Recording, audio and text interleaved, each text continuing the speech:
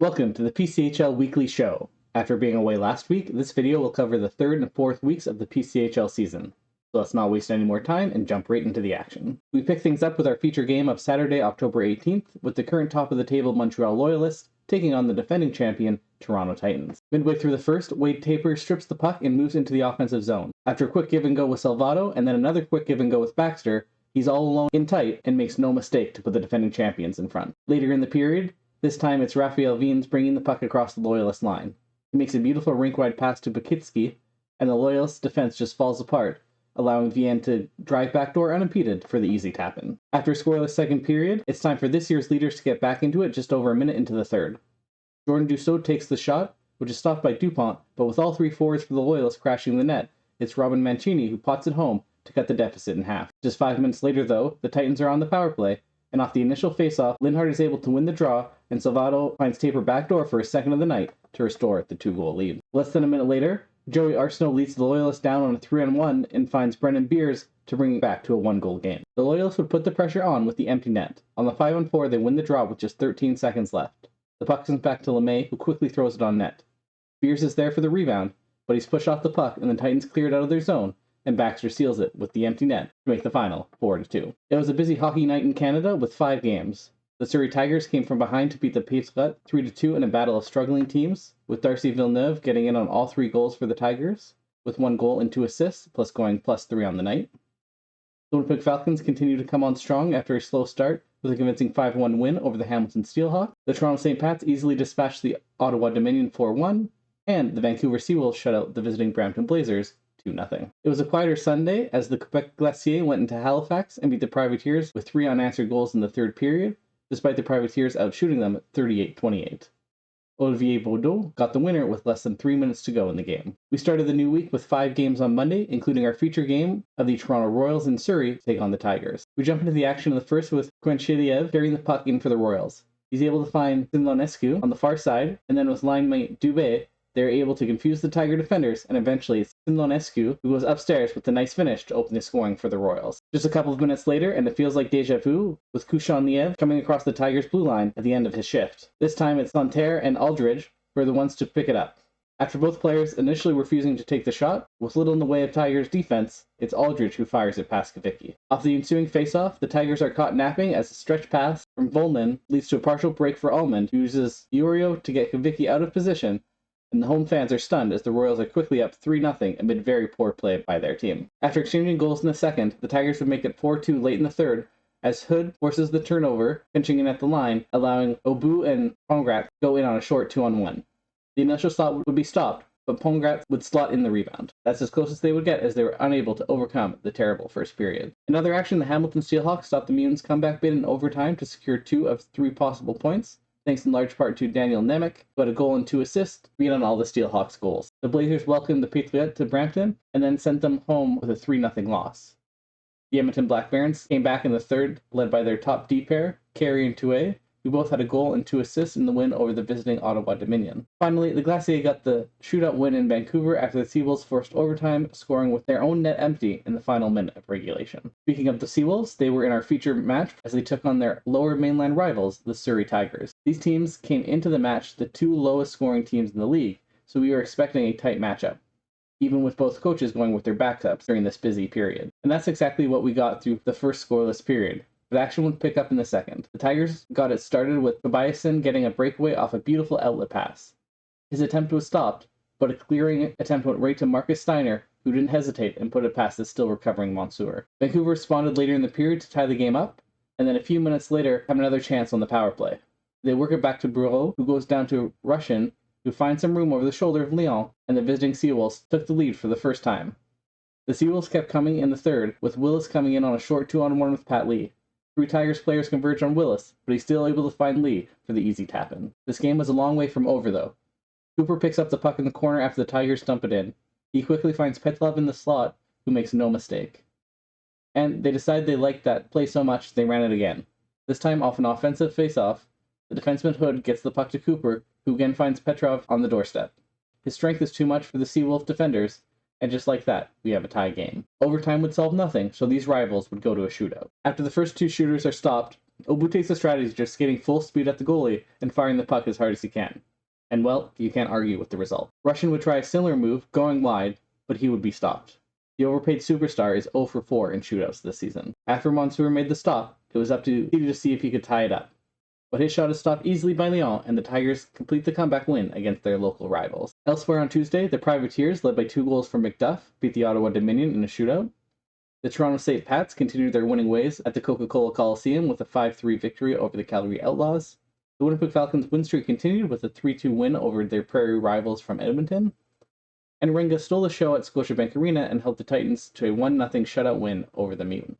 And we roll right into Wednesday night's one game. The Battle of the French saw the Patriots win in overtime over the Glacier, as Hatch got the winner less than a minute into the overtime period. The rivalry matches continued Thursday with the Hamilton Steelhawks taking on the Toronto St. Pat. An incredible solo effort from Brad Spector gets the scoring started as he weaves his way through 4 Steelhawk defenders before a quick give and go with Johansson leaves Spector with an empty cage. An incredible effort and an early candidate for goal of the year. The St. Pats keep the pressure on in the first as a shot from Schmidt is stopped, but Turek is there on the doorstep to double the St. Pat's lead. In the second now, in 4-on-4 action, Howard Chuck is put under pressure by aggressive forechecking in the neutral zone by the Steelhawks. Nemec finally strips the puck, and in the 2-on-1 with Martin, they make no mistake, and the lead is back to 1 halfway through the contest. The teams exchange power play goals to make it a 3-2 game before Gogolev is unable to clear the rebound. Kyle strips him, and Reed takes advantage to tie the game up at 3, 2 minutes before the end of the period. But the St. Pats didn't wait until the third to get the lead back. With less than a minute to play, Turek carries the puck in off the rush, backs ran into the corner, and rifles one past Spruce. St. Pat's would add 2 more in the third thanks to Novielli and Cameron to make it a 6-3 final for the surging St. Pat. Another Thursday night action, the Glacier beat the struggling Dominion 3-1, with Jonias getting in on all 3 Quebec goals, including scoring the empty netter and adding 2 assists. The Privateers scored 6 second-period goals against the Titans in Toronto and went 3 for 3 on the power play to secure a dominant 7-2 win. Toby Bonneau had 3 assists and was a +4 in the Loyalists 4-1 win over the Toronto Royals. And the Mississauga Mutants are starting to find their footing in the CPHL, beating the Vancouver Seawolves 2-1 on home ice. On Friday, we go to Calgary for our game of the night, being the Battle of Alberta as the Edmonton Black Barons come to town. On a 4-on-4, Russell Thorstenson gets the scoring started as he's able to gather his own rebound and put the Black Barons up 1-0. Right off the ensuing faceoff, the Black Barons win the draw again, and Felix Bilodeau is able to lose his man, get the puck to Potvin, and get open for the one-timer to double the lead and silence the Calgary crowd. If you think they were done, you would be wrong. Off a shot from 2A, Thorstenson outbattles the Outlaw defenders to make it 3 in less than 2 minutes. The Outlaws would get the comeback started in the second, as off a face-off, the puck comes to Manuel Koch, who fires it past Jansen. Still in the second, they would pull it back within 1 off an unfortunate play for the Black Barons, as Jansen loses his skate blade and Steedsman fires it into a wide-open cage. The comeback is completed as off another 4-on-4, this time it's the Outlaws who capitalize. On the goal line, Chupak takes a one-timer off a pass from Tuck that bounces in off Jansen's shoulder to wrap up a tough period for Jansen for sure. Still tied late in the third, and you won't believe it. Off the dump in, Jansen goes to play the puck, and a skate blade comes out again. The equipment staff is having a nightmare. Vaughn realizes the situation and just throws it into the open cage. The Black Barons would use that fire though, as just a couple minutes later, off a dumping of their own, they get behind the Outlaw defenders and move the puck around. Eventually, it's North who finds himself alone at the back post and slots it in to tie the game up at 4. Overtime solved nothing, and so we went to a shootout.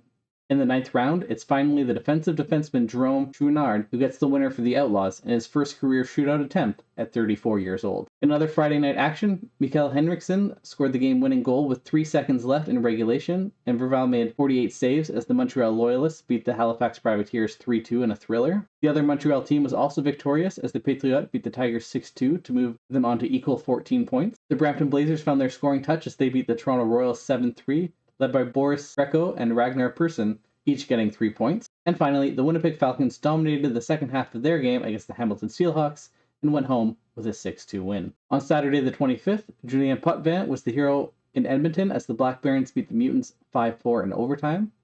The Toronto Titans stopped the Blazers' momentum from yesterday as they held them to just 1 goal in a 4-1 Titans victory. In a highly anticipated match, the Toronto St. Pats beat the Winnipeg Falcons 3-2 in a game that could have significant impact on who is declared champion at the end of the season. And finally, the Calgary Outlaws went into Quebec and beat the Glacier 5-1 thanks to a 3-point night for Philippe Jostrand and 2 goals from Ben Gilbert. Sunday, October 26th was the second Montreal Derby, and while this one went better than the first for the Patriots, the Loyalists still came away with a 3-0 win and 3 points. Rory Boutillier had 2 assists, Marc-Antoine Savard was a +3, and Verville wasn't too busy but he did make all 19 saves for the shutout. Moving into Halloween week, Larry Halloway had 2 points and led the Loyalists as they continued their winning streak with a 6-1 win over the Blazers. Pontus Johansson had a hat-trick as the St. Pats won a Battle of Toronto against the Royals, despite a 3-point performance from Iuorio. The Ottawa Dominion snapped their losing skid with a 6-1 win in Hamilton, and the Halifax Privateers got a 5-2 win over the visiting Mutants. It was another busy day of hockey on the 28th. Robbie Wilson was the hero in a 3-2 Blazers overtime win over the Privateers. The Falcons bounced back with a 5-3 victory over the Royals. Johan Gustafsson made 24 saves for his 3rd shutout of the season in a 3-0 Seawolves win over the visiting Black Barons. The Ottawa Dominion took both games of the home-and-home set with the Hamilton Steelhawks, winning 5-1 on home ice thanks to a quick start. The Quebec Glacier came from behind to beat the Patriots 3-1. And finally, but certainly not least, the Calgary Outlaws went to Surrey and beat the Tigers 8-3, led by Madja's 5-point night, including 2 goals. Now let's finally jump back into some on-ice action, with the St. Pats and the Titans ready to bring the battle of working-class Toronto against corporate Toronto back to the Scotiabank Arena. We pick up the action with the St. Pats already up 1-0 and less than a minute to go in the first period.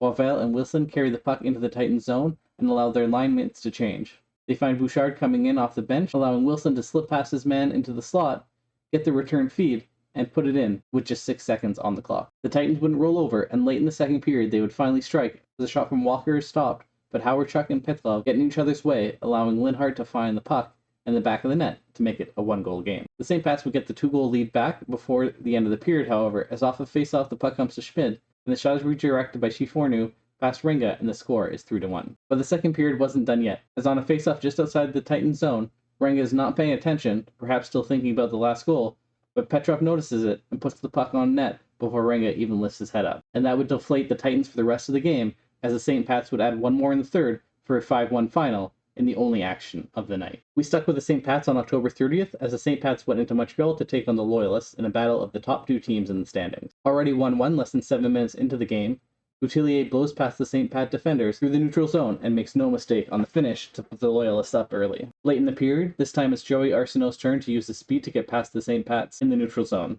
He is joined by Holloway, and despite them passing themselves into the corner, Arsenault is able to bounce it off Lally's back to put the Loyalists up 2 heading into the second. The Loyalists actually made it 4-1 early in the second, but the leading St. Pats wouldn't go away. They got 1 on the power play to make it 4-2. The Novielli shot off the faceoff is stopped, but Justin Cameron finds the rebound and puts it home to make it 4-3, just under halfway through the game. Then, late in the period, they would complete the comeback with Bouchard finding Huard on the 2-on-1, and he makes no mistake.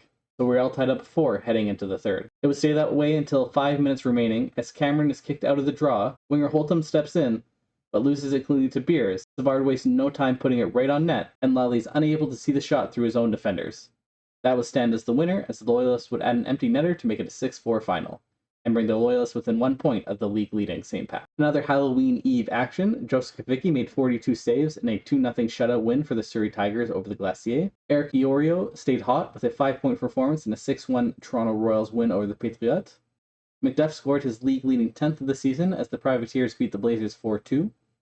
The Black Barons got revenge on the Seawolves with a 3-2 win, as both home teams won that home-and-home set. Tyler Smith only had to make 14 saves for his first shutout of the season in a 3-0 Falcons win over the Steelhawks. And finally, the Toronto Titans secured a 3-1 win over the visiting Calgary Outlaws. And then, on Halloween proper, the Mutants lived up to their name and thrived on the scariest night of the year, beating the Ottawa Dominion 5-2. But the scariest part of the night was when Colton Harms found Mutants defender Guillaume Pelletier from behind long after the puck was gone. The league took a look and suspended Harms 5 games. Fortunately, Pelletier received good news on the injury front and will only be out week to week with a hip strain, despite it looking much worse initially. The Black Barons won the next edition of the Battle of Alberta 1-0, and the Toronto Royals came back in the third period to beat the Blazers 5-3, thanks to another strong 2-point night from Eric Iuorio. And that brings us to the end of 2 weeks of action here in the CPHL.